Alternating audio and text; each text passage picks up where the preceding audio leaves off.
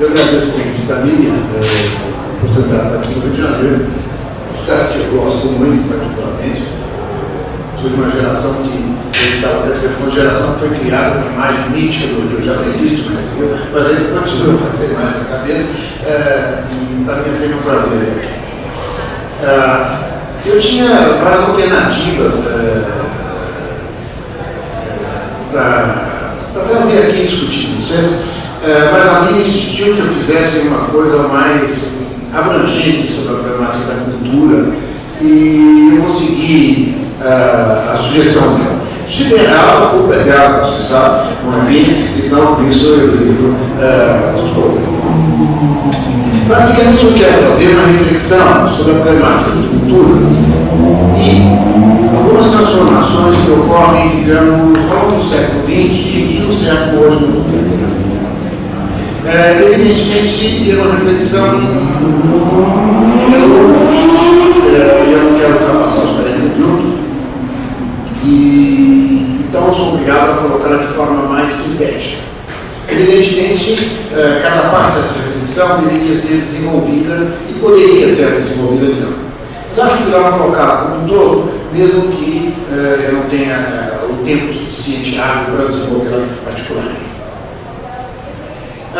Tem duas partes. A primeira parte, a segunda parte diz respeito às transformações que eu vou enfatizar, que eu acredito seja mais interessante. Mas eu acho interessante, também importante, estabelecer uma espécie de alteridade em relação ao passado. O passado funciona aqui muito em relação com um contraste, e para iluminar algumas transformações que aparecem, para realçar algumas transformações que aparecem hoje. Interessante, então, essa primeira parte em relação ao passado, que é basicamente do século XIX e do século XX, alguns temas que eu vou trabalhar, eu vou passar de forma mais rápida, porque senão eu fico sem tempo hábil para enfatizar essas soluções. Por exemplo, nós pegamos um livro que é de um autor, o Alfred Weber, que é um livro que não é lido mais, que se chama História da Sociologia da Cultura, foi publicado nos anos 30, e que, na verdade, os textos foram escritos nos anos 10. O Alfred Weber era irmão do famoso Max Weber. Na verdade, é interessante de ver o livro, porque o livro fala da Babilônia, dos egípcios, da Grécia, dos romanos, do Bizâncio, do barroco, do iluminismo e do mundo ocidental. Ou seja, é uma gradação do espírito que vai caminhando, e no final ele tem uma espécie de diagnóstico em relação ao mundo contemporâneo, o mundo contemporâneo dele, da década de 10, 20 na Alemanha, e evidentemente que é na verdade, uma diatribe contra a técnica, basicamente, e uma espécie de declínio do mundo ocidental em função desses problemas que a técnica na tradição alemã, culto, civilização, colocava para ele. É interessante assim, como entrada, nós percebemos como o panorama dificilmente nós discutiríamos cultura dentro desse marco. Então é interessante pegar um livro para primeiro um contraste, para estabelecer, para iluminar algumas coisas do mundo atual.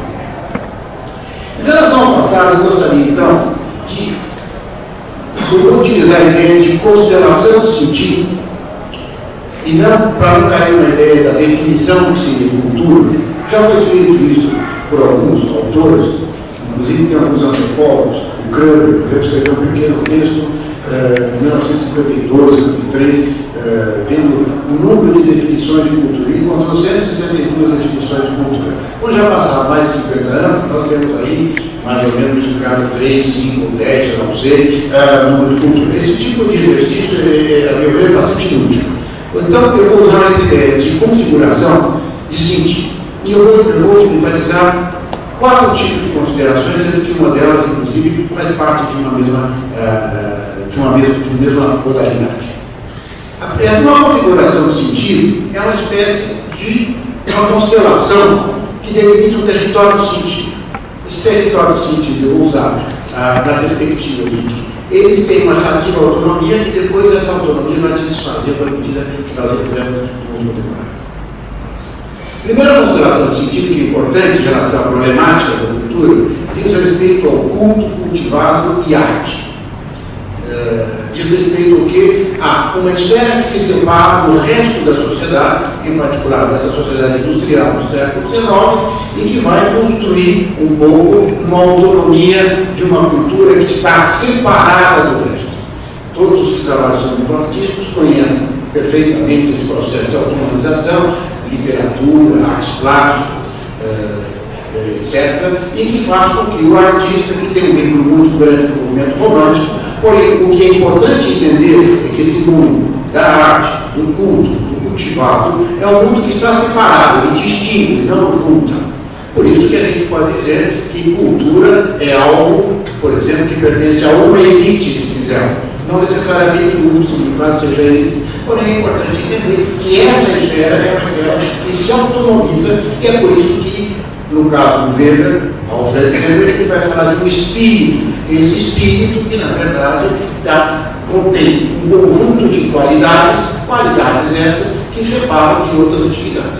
É possível ler isso de várias formas. Eu estou resumindo de maneira muito rápida, mas é importante entender que esse artista, esta arte, essa esfera da cultura, a arte e cultura da música clássica, a própria noção de música clássica, que nasce no século XIX, não existe a noção de música clássica antes do século XIX, na verdade, ela se desenvolve nesse universo de sentido, nessa constelação de sentido primeiro, que separa. Primeiro ponto. Segunda constelação de sentido que é importante entender. Cultura como uma totalidade. E existem duas direções distintas. Primeiro, a cultura como totalidade, em termos da nação. Diferente, portanto, da outra ideia, que é a ideia de cultura como culto, arte e cultivado. Enquanto culto, arte e cultivado, ela se separa, por isso que a arte é vista como um elemento crítico, sobretudo no pensamento adorniano, frankfurtiano, como crítico da sociedade. Aqui nós temos cultura no mundo da nação como algo que junta a todos.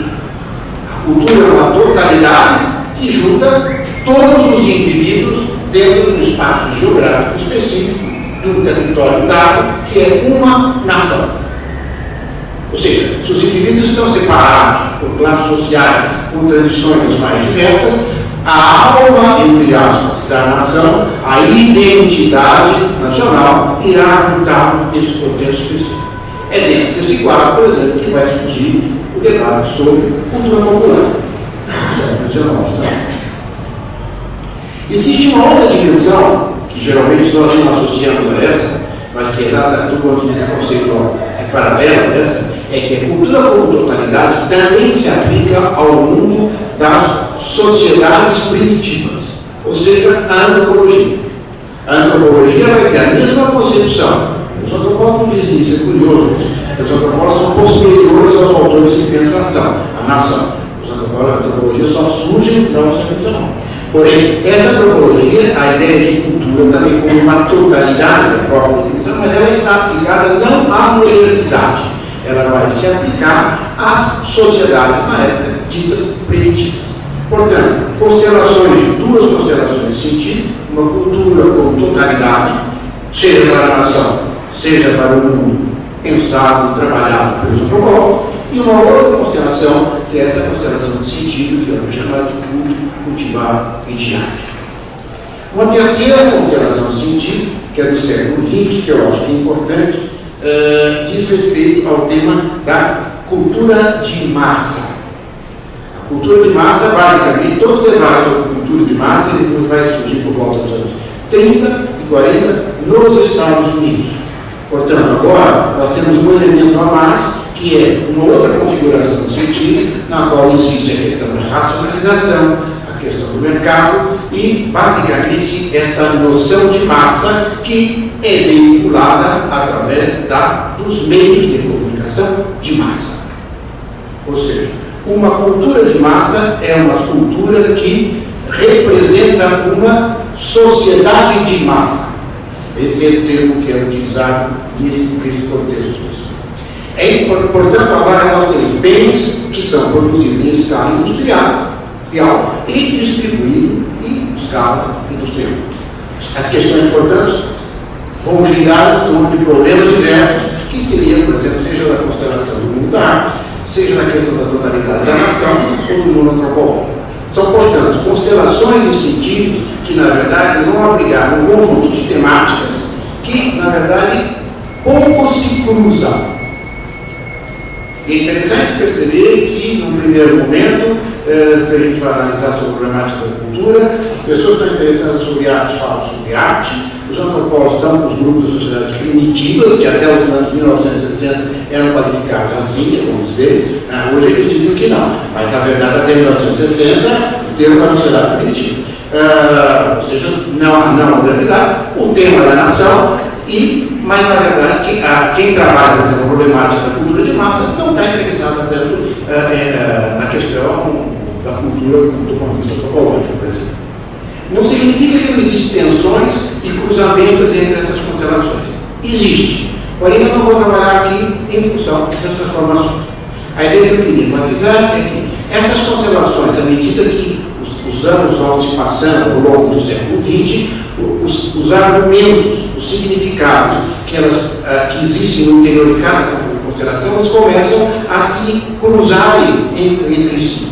E eles vão se depositar numa camada que eu chamaria de uma camada arqueológica de sentido. Talvez seja lá o Foucault que eu li lá nos anos 70, que veio com essa ideia de uma camada arqueológica, que é interessante, porque não é a questão do tempo que importa, mas são significados que estão lá nos substratos e que eles podem ser retomados ainda hoje. Por exemplo, quando a gente lê a literatura empresarial hoje sobre cultura, a gente vai usar argumentos, por exemplo, diz a cultura não é algo como qualquer outra mercadoria, ela tem um valor superior.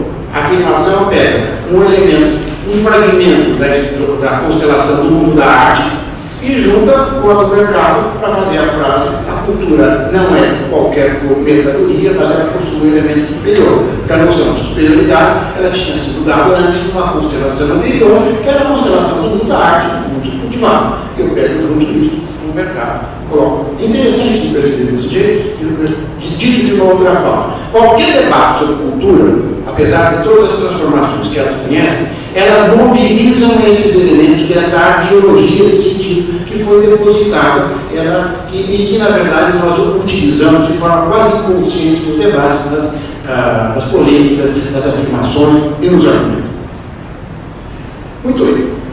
Em função das transformações, algumas transformações são importantes para entender. Vocês estão vendo que eu estou pulando um monte aqui, porque senão o tempo não dá.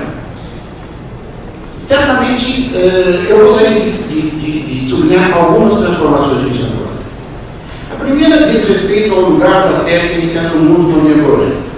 Ou seja, a técnica já não se restringe, como no século XIX, à indústria, a famosa Revolução Industrial. Ela também já não se restringe ao mobiliário urbano. Por exemplo, Paris, capital do século XIX, reforma do Barão Nosso. Evidentemente, todos esses elementos são importantes. Porém, ela também já não se restringe aos meios de comunicação de massa. É importante entender que, no contexto da constelação cultura de massa, os meios de comunicação passam a ser um elemento vital no debate sobre cultura. É a primeira vez que eles entram desta forma. Porém, no contexto da sociedade atual, o que nós temos é que as novas descobertas do computador, a decodificação do genoma, as transformações que ocorrem na internet, elas são transformações que agora elas têm um impacto no valor produtivo da sociedade, tem um impacto na esfera da produção dos bens culturais e tem um impacto muito grande nas relações sociais. Por exemplo, o telefone celular, Facebook, etc. Então, essa gradação é um elemento extremamente importante de entender que, no mundo contemporâneo, a dimensão da técnica ela é uma dimensão que não pode ser eludida. Ela está presente no conjunto de relações sociais, desde a esfera econômica até a esfera pessoal e individual. Que implicações tem isso? Evidentemente são várias. Eu queria, em contraposição às constelações que eu sublinhei, apontar algumas delas. A primeira é o enfraquecimento da oposição entre técnica e cultura. Tradicionalmente, quando se lê sobre os debates da problemática cultural do século XIX e início do século, meados do século XX, essa oposição aparece fortemente, sobretudo numa literatura de inspiração alemã, leia-se Escola de Frankfurt, com a oposição cultura-civilização. Ou seja, a técnica é vista como sempre do ponto de vista negativo, não necessariamente só crítico, negativo. Há não uma negatividade, mas ela é vista por esses autores como algo em oposição a uma esfera que ainda se separa, no caso alemão, seria culto, seria esse espírito, algo que se destaca na sociedade. No caso dos outros autores, seria algo que é chamado até de civilização, em contraposição à oposição alemã, porque o termo civilização dos franceses é uma coisa, civilização dos alemães diz respeito à fábrica, à indústria e ao comércio. O que é importante entender é que ocorre agora uma inversão dos valores. E muitas vezes nós temos agora, no mundo em que vivemos, um elogio acrítico da técnica. A técnica hoje não só é importante, mas ela é percebida como um valor. E esse valor, na verdade, ele inverte o valor anterior, que existia da oposição anterior, e ele é visto como, de forma, no mínimo, acrítica. Basta ler, eu sou uma pessoa que leio, quase que eu trabalho com organização, eu li e ainda continuo lendo esses livros de gestão empresarial. É interessante porque aí você vai perceber claramente onde tem uma revolução a cada 3 horas. Cada novo software que sai é uma nova rearranjo da sociedade. Você fica sem força, você vai lendo assim, é a revolução onde não acontece nada. Você lê cada 3, 4, 5 páginas, o livro tem umas 200 páginas, tem umas 100 revoluções, e aí você termina o livro e não te aconteceu nada. Mas a ideia de revolução está muito associada a essas transformações, melhoramento da técnica específica. É importante entender que nós passamos de uma visão na qual a técnica era negativa por uma questão da técnica agora como hiperpositiva. Então, o primeiro ponto que vale a pena do contraste em relação ao passado. Segundo ponto que é importante diz respeito também ao conceito de massa, da configuração cultura de massa. O termo de massa implicava justamente uma centralização na produção dos bens culturais, simbólicos, uma distribuição em massa e um consumo em massa. O termo, na verdade, isso torna-se bastante inoperante o conceito de massa no contexto do mundo contemporâneo. Em particular, não apenas em função das próprias transformações técnicas. Veja, por exemplo, o exemplo da música. Ou seja, a produção e a flexibilização das cadeias de produção fica muito difícil nós pensarmos em termos exclusivamente de uma produção de massa via meios de comunicação de massa. A técnica é utilizada na produção, evidentemente, de bens culturais, porém essa produção não está necessariamente mais vinculada à noção de massa. Pelo contrário, ela é, entre aspas, flexível, visa mercados, nichos de mercados específicos, e agora nos dá a possibilidade de pensar a relação entre técnica e expansão, por exemplo, dos bens culturais, num outro padrão, e não mais de massa. Então, é importante enfatizar isso aqui. Segundo ponto de transformação que é importante, expansão do mercado, isto é, o espaço das trocas comerciais no âmbito da modernidade nacional e no âmbito da modernidade do mundo. Esta é uma dimensão secundária no século XIX e que vai se transformando, em particular, com o advento da constelação cultura de massa e indústrias culturais, mas que com o processo de aceleração do movimento do próprio capitalismo, ela vai se expandir numa escala que não existia antes. Ou seja, comercialização dos bens culturais em escala nacional, primeiro, e depois transnacional em seguida. Dito de outra maneira, o mercado se transforma numa espécie de natureza. Ele é dado para algo que onde normalmente os bens culturais passam a circular. Isso tem, inclusive, um processo de globalização e dá-se acentuar. Isso é uma outra transformação. Mas é importante entender que o tema do mercado não é um tema relativamente recente. No século XIX, ele aparece de forma pálida. Só depois com os meios de comunicação de massa e com as indústrias culturais, a adoção de indústria cultural, vem justamente associada a esse tipo de perspectiva. Essa questão, no mercado, nós temos agora um elemento importante. Porém, no mundo que nós vivemos atual, um conjunto de bens culturais não podem ser mais pensados fora do mercado, mas não todos os bens culturais, vamos dizer isso. Veja, eu não estou dizendo que cultura, eu não usei até agora a cultura. Estou falando de esfera da cultura, produções culturais, mas a ideia não significa, agora eu vou usar, não quer dizer que a cultura se transformou em mercadoria. Eu acho problemática a afirmação a cultura e a mercadoria. Porém, o que importa aqui é entender que a dimensão do mercado, ela tem um papel dominante ou importante ou central. Escolhemos os adjetivos que queiramos dentro desse espaço agora de transformação. É importante essa ideia. Isso é bastante novo. Parece que a gente não percebe, parece que é algo que faz parte da natureza ou a gente já não percebe como isso se constitui. Outro ponto que é importante diz respeito à transformação importante, terceira transformação, diz respeito à globalização tecnológica e econômica e o que eu chamo de mundialização da cultura. Não vou aqui fazer a diferenciação entre mundialização e globalização,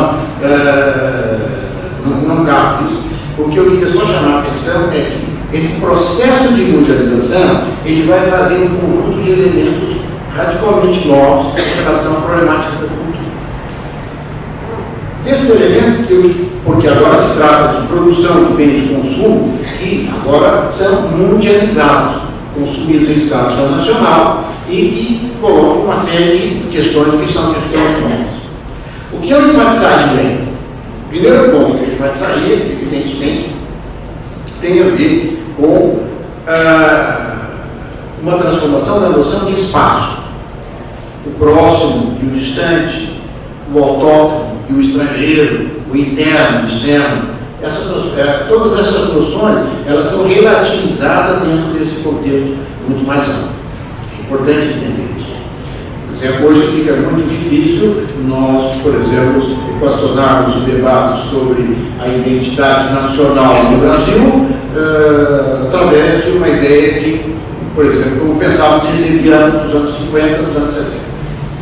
Ou seja, você tem, por exemplo, o William Corbusier dizia, quando você importa o chiclete, quando você importa o Cadillac, você importa o ser norte-americano. Evidentemente, se for no supermercado hoje, tem ser de tudo quanto é país, porque a quantidade de vinho estrangeiro, de manteiga francesa, queijo, não sei o quê, evidentemente, os seres partilhados, interessantes, fragmentados, são vendidos no supermercado. Evidentemente, esse tipo de aproximação, o que vem de fora é o estrangeiro, o que vem de dentro é o autóctone, no mercado, em termos materiais, é difícil sustentar, em termos culturais também. Isso significa, portanto, que todo o debate, por exemplo, sobre identidade nacional se transforma no contemporâneo. Não apenas no Brasil. Eu não vou falar sobre isso, porque não era um tema, foi um tema escolhido. Mas é importante um primeiro aspecto que é importante. Dito de uma outra forma, como no debate sobre globalização, o papel do Estado-nação, ele é redefinido, não significa que acaba, mas ele é redefinido. Eu diria que o Estado não tem mais o monopólio da construção das identidades. Primeiro ponto importante, entender esse ponto. Segundo ponto que é importante, eu diria, nesse contexto do mundo que se globaliza e na esfera da cultura, ele diz respeito ao surgimento de instâncias de legitimidade em escala transnacional. Por exemplo, um imaginário coletivo que é no mundo do consumo construído através das estrelas de cinema de Hollywood, das marcas Dior, marcas de luxo, existe um conjunto no mundo do consumo de esferas que agora são transnacionais. Por exemplo, eu costumo dizer que Madonna já não é mais norte-americana, o Pokémon não é mais japonês e o Pelé não é mais brasileiro. Eles fazem parte de uma esfera transnacional de imaginário que se transforma e que agora essa esfera ela é capaz de gerar, uma linguagem weberiana, autoridade, legitimidade, ou se vocês preferirem, dominação. Claro? Um outro exemplo de construção de identidade, o papel da língua inglesa. A língua inglesa já não é mais nem norte-americana e nem britânica. Ela é a língua da modernidade culta. Ela estabelece, portanto, uma hierarquização das outras línguas em escala transnacional. Esse surgimento de legitimidades em escala transnacional é importante na esfera da cultura. Como isso vai ser utilizado é uma outra coisa. Como isso vai incidir especificamente no debate é uma outra coisa que deve ser analisada, evidentemente. Mas é importante perceber que agora nós temos novos atores e novas instâncias que não são apenas as tradicionais, ou seja, as anteriores às quais nós possuímos antes. Outra transformação que eu acho importante, eu tenho insistido, pelo menos nos últimos tempos, sobre isso, é o declínio da ideologia do progresso, ou seja, de um tipo de temporalidade que já não é mais a mesma temporalidade que nós estamos habituados a trabalhar nos marcos dos debates clássicos, seja em ciências sociais ou seja em relação à problemática da cultura. Ou seja, uma temporalidade linear. Essa temporalidade linear, evidentemente não vou gastar muito tempo sobre isso, porque vocês todos sabem sobre isso, mas essa noção de progresso, ela é basicamente consolida no século XIX, mas ela vai ser importantíssima, por exemplo, no caso de uma disciplina de sociologia, na oposição de tradição e modernidade. A tradição, a modernidade é sempre posterior e superior à tradição. Basicamente é isso. Você tem uma linha do tempo que ordena isso dessa forma. Portanto, os debates sobre cultura, sobretudo cultura do Brasil, na América Latina, na periferia, uma série de coisas, ela está muito vinculada a essa questão temporal da oposição e que isso tem várias implicações. Uma das implicações diz respeito, que eu diria, a esse debate sobre tradição e modernidade. Bom, o que nós temos no mundo atual é cada vez mais várias formas de revalorização de tradição, daquilo que seria tradição. Mas o importante não é tanto, a meu ver, a revalorização da tradição. É que tradição já não mais está vinculada à modernidade numa oposição temporal. Quando eu digo declínio relativo da ideologia do progresso, eu estou dizendo o seguinte, que existia antes uma ideologia do progresso que era, vou usar uma ideia do Lyotard, que era uma grande narrativa, um grande relato, me chama. Eu acho bom, para outras coisas eu acho complicado, mas o grande relato, assim, ele tinha um discurso coerente que conseguia unificar a dimensão econômica, social, cultural, política e individual. Era algo que, um discurso que conseguia ter uma totalidade, uma abrangência que colocava isso muito. Hoje, evidentemente, nós podemos dizer que um DVD é superior a um cassete, né? O pessoal mais novo nem deve saber nada de DVD de cassete, imagina. E hoje em dia você tem vários tipos de DVDs, evidentemente, você pode dizer que o telefone celular é superior ao telefone fixo, do ponto de vista técnico, certamente houve progresso, não há problema nenhum. O problema é que esse desenvolvimento de progresso, ele já não constitui uma narrativa para dizer assim que todo mundo que vê DVD e todo mundo que usa telefone celular é feliz. Essa afirmação não. Porque, evidentemente, tem gente que crê nisso, mas é uma ilusão. Agora, a hora de colocar os indivíduos, a produção econômica, o desenvolvimento social, a felicidade, tudo junto no mesmo discurso, eu não consigo mais. Eu consigo, na verdade, dizer que há progressos técnicos, tecnológicos que são acelerados e são reais, são concretos. Então é importante entender que aqui houve uma quebra em relação à linha do tempo. E essa quebra em relação à linha do tempo, ela implica agora numa diversificação da modernidade e uma diversificação da tradição. Estou usando diversificação para não falar a palavra diversidade, ainda nesse contexto. Ou seja, existem tradições do plural, existe modernidade do plural, e você não consegue mais estabelecer um vínculo temporal entre esses elementos. Do ponto de vista público, vejam vocês, não usei nem o documento da Unesco para falar da diversidade, não usei nenhuma ideia de democracia, porque a diversidade é democrática, que não é diversidade, é totalitário, não é nada disso que eu estou fazendo. Estou dizendo que, fazendo outra linha de raciocínio, dizendo que esse elemento, que depois vai ser classificado como diversidade, que eu chamei aqui inicialmente só de diversificação, na verdade, eles fazem parte do próprio desenvolvimento das sociedades contemporâneas. Isso tem uma implicação grande a respeito da história da cultura. Tem mais duas questões que eu gostaria de assinar, mas eu não sei se eu vou conseguir por causa do tempo. Uma diz respeito às mudanças internas, à dimensão da própria modernidade, e a outra diz respeito à questão política, que eu acho que então, assim, em relação às questões internas, uma ideia que é nova, que surgiu no século XX apenas, diz respeito à gestão. A esfera da cultura no mundo, os antropólogos, não existe gestão. É possível, mas legal chegar e falar qual é a política pública ou qual é a gestão das indústrias culturais entre os aborígenes da linha de Sobriano.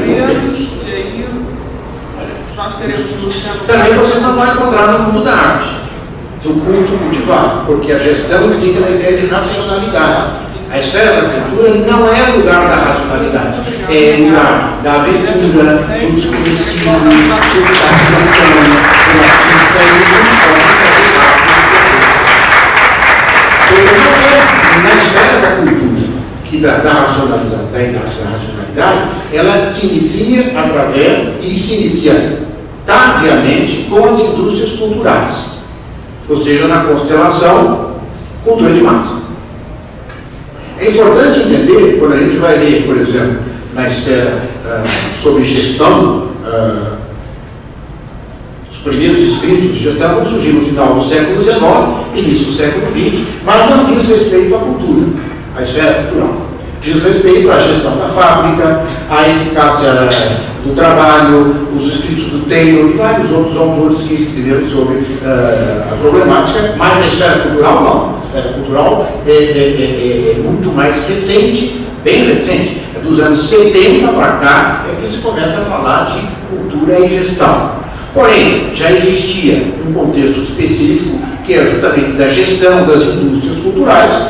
Cinema, provavelmente o cinema foi talvez a indústria que em primeiro lugar trabalhou melhor a problemática da gestão, porque é anterior ao rádio e é anterior ao desenvolvimento mais massivo do rádio e à televisão, e que nós vamos perceber que nesse contexto existe agora objetivos a serem atingidos.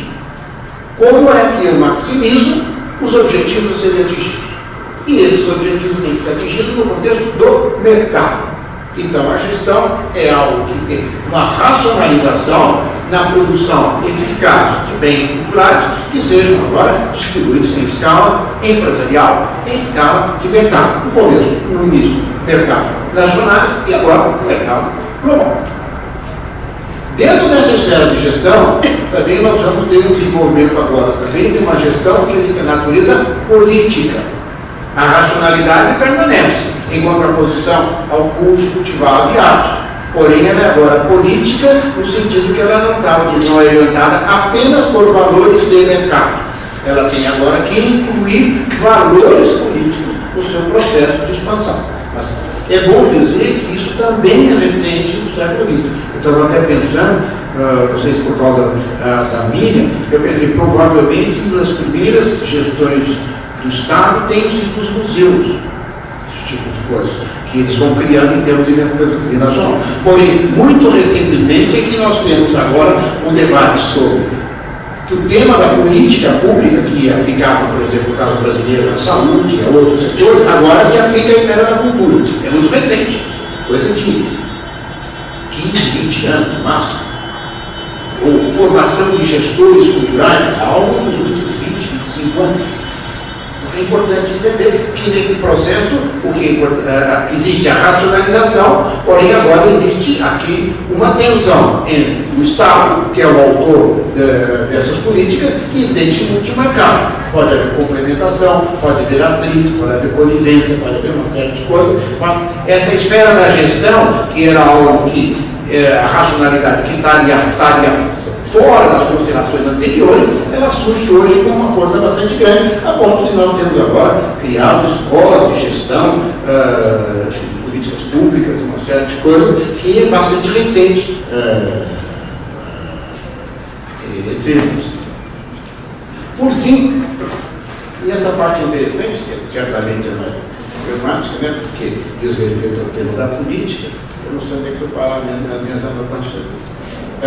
Diz respeito às transformações na esfera da política. Se nós pegarmos as constelações que eu passei tão rapidamente anterior, salta aos olhos que o tema da política não pertence a alguma dessas constelações. Por exemplo, não pertence ao mundo da arte. Quando o Flaubert chega e fala assim, eu faço arte pela arte, significa, na interpretação, por exemplo, sartriana, da autonomia da literatura, que eu não trabalho nem para a burguesia, nem para a aristocracia e nem para o proletariado. Significa que o mundo dos artistas é um mundo de artistas, que na verdade estão voltados a essa esfera, que é uma esfera que é separada do resto da sociedade, onde o artista encontra a sua vocação e a capacidade da sua realização. Política não entra nessa esfera específica. Se nós pegarmos também a questão, digamos, o tema dos antropólogos, nós também não temos política. Vocês podem cansar de ler sobre os primeiros antropólogos que vão trabalhar, os estudos antropólogos, o tema da política não emerge. Vai emergir uma antropologia política bem depois, já nos anos 50, 60, e agora que nós precisamos, só para dar um exemplo, que eu acho um exemplo muito interessante, pesquisa, ou seja, em 1949, a ONU queria elaborar a Carta de Direitos Humanos. Então ela pediu ao antropólogo, a Associação Nacional de Antropologia dos Estados Unidos, que nessa época era representada por Melville Herskowitz, que foi um autor que trabalhou aqui, trabalhou sobre cultos afro-brasileiros, certas coisas, um documento sobre os direitos humanos dos povos indígenas, que nós chamaríamos hoje, né? O documento foi interessante, eu não sei se tem na internet, é interessante porque ele diz o seguinte: não é possível utilizar o conceito de direitos humanos e aplicarmos a todos os povos. Foi uma espécie de anticlímax, ou seja, porque eles tinham justamente um pedido no documento e os antropólogos deram como 3 partes dizendo que não era possível aplicar a noção de direitos humanos, porque a noção de direitos humanos era ocidental e não podia ser aplicada a todos os povos. Evidentemente, nenhum antropólogo hoje, sobretudo aqueles que defendem os índios, não vão usar o conceito de direitos humanos. É o primeiro conceito que eles vão invocar na sua defesa dos direitos humanos. Mas é interessante perceber como essa questão da política estava afastada, inclusive até esse momento, dentro desse contexto específico. Porém, em relação a 2 outras esferas, constelações que eu tinha chamado, a questão da política aparece. Tanto na cultura de massa, como na totalidade, a cultura como totalidade nacional. Na cultura de massa, ela aparece de forma um pouco indireta, ela não é direta, mas ela vai aparecer claramente em um conjunto de oposições que basicamente são elitismo e democracia. Ou seja, é interessante perceber que esse é um debate que permanece até hoje. É uma das camadas arqueológicas que vem ao tempo a toda a discussão que aparece perfeitamente. Que é o seguinte: eu já pensei em escrever um texto há muitos anos que eu estou com esse pagamento, eu não consigo fazer, que é o seguinte: pegar o conjunto da oposição, elitismo e democracia, através dessas formações técnicas. Então vocês têm, no século XIX, o folhetim, ele é, a literatura é elitista. O folhetim, ele é democrático e popular. A pintura é elitista. A fotografia, ela não é elitista, é democrática e popular. O teatro e a literatura são elitistas. A rádio é popular e democrática. A televisão é democrática, depois quando inventa a televisão. O teatro e a literatura, não. A televisão a cabo é democrática. E a televisão, canal aberto, ela é totalitária. Hoje a internet que é elitista, é democrática. Interessante. Dá para perceber o conjunto, é quase que, se fosse estruturalista, eu pegava um debate que é estrutural, que vem desde o século XIX, e ele é marcado, o mesmo debate, só que ele é marcado por sinais diferentes. Por exemplo, a gente hoje se esquece que o máximo de democracia que existia na constelação de massa era um aparelho que chama televisão, que hoje se transformou em um aparelho que é centralizador, não é flexível, ele, na verdade, não tem a ação do usuário, portanto, ele é totalitário, ele não é democrático. Interessante que essa discussão da política já aparece de forma, mas aparece de forma indireta. No entanto, ela vai aparecer de forma direta na constelação nação, a totalidade da nação. E isso nós no Brasil sabemos, e na América Latina nós sabemos, mas também os alemães sabem, né? O nazismo, o fascismo, eles conhecem bem também essa dimensão, que às vezes ele acha que é só da periferia. Em termos da construção da nação, a questão cultural aparece como um elemento importante na construção nacional, que está vinculado ao Estado. Então, no caso brasileiro, da América Latina, todos nós sabemos que nós temos ainda um outro complicador, que é o complicador, que é a da modernidade. Nós temos que construir uma nação que não é ainda moderna. Ou seja, na linha do tempo, nós estaríamos atrasados em relação a essa questão. Então, essa questão é uma questão que vai mobilizar políticos, artistas, intelectuais, do modernismo ao ISEB, aqui no Rio de Janeiro, autores mais diversos, inclusive até criou-se uma linha pensamento brasileiro, não é, que inventou-se isso, e que agora nós temos a possibilidade de seguir historicamente os pensadores que pensam a nação e que veem um destino político possível da existência de saída, digamos, de uma situação dada. Esse é um dado importante. Que transformações que ocorrem em relação na esfera da política em relação a isso? Eu diria que, quando nós pensávamos nessa problemática da cultura e a política, no âmbito do tema da nação, existe, primeiro, que isso se vinculava à nação como um todo, a nação era um todo integrado, mas isso se vinculava também numa determinada esfera que eu chamaria de uma esfera da consciência. Ou seja, vamos pegar os exemplos, por exemplo, o manifesto da fome do Glauber Rocha. O Glauber Rocha chega e diz aqui: vem aqui, eu vou passar um filme para vocês, os meus filmes, vocês vão perceber, tem um especialista do Glauber Rocha aqui, me lembro agora, vocês, na verdade, vocês estão no público, são espectadores, o que vocês verão na tela é uma imagem de um Brasil famélico. Esse Brasil famélico terá a capacidade de despertar em você uma consciência adormecida. Tá? Isso significa que vocês poderão tomar consciência de uma realidade que é o Brasil. Esse tema da consciência não está só no Glauber Rocha. Está em destaque, por exemplo, nas suas definições de projeto, que se faz da consciência, e está em todo o debate marxista da questão da consciência em si, consciência para si, e todas essas coisas. Dito de uma outra forma, todos os debates que se fazem em torno do tema cultural, eles são marcados, digamos, por esse elemento, que é esse elemento da consciência que está presente. Eu diria que A partir de mais de 68, movimentos hippies e hoje como nós conhecemos, eu diria que a esfera da cultura é um lugar de poder, mas não necessariamente tem que se passar pela consciência. Dito de outra forma, na esfera da cultura, ela pode ser agora investida de símbolos que falam da problemática do poder. E esses poderes, na verdade, têm a ver com questões que são, digamos, estruturais e não necessariamente vinculadas a partidos políticos, sindicatos, Estado, políticas específicas.